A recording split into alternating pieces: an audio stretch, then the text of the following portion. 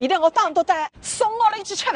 松鹤楼哪能搬到600来了？6是松鹤楼。松鹤楼的大厨在后面忙着呢，谢长明大师。哦，这个主楼叫跑马楼，中间有个天井，围着天井2楼走一圈能走得通。这个是张大千的学生方高林的字。比你谦虚，你会张大千了，我那会发我来张大千，那我就张大千个我讲。口气大，力气大，样样大。今天是那个松鹤楼的大厨亲自烧。现在松鹤楼里向侪是外地人，正宗的来师傅来挨打。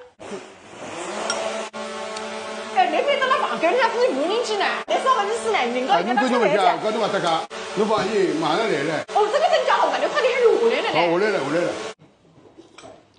鸡肉面炒河鱼。哪能？好。你到底干人色彩的呀？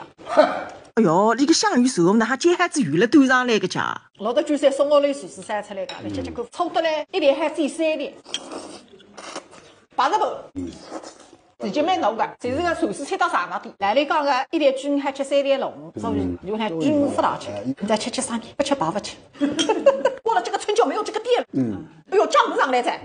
菜花甲鱼大补。那个叫拿第二个家，这帮菜呢红三个是第一个。前一段时间，央视和腾讯到我这儿来拍这个菜，它就颠覆了原来我的认知。哈，不管呢央视了腾讯了，反正高子打发来。不好讲人家老板不开心。啊，大师来了啊！哎呦，那个人松鹤楼的副总啊，说是我讲今朝到你来吃松鹤楼，那哈，好正宗。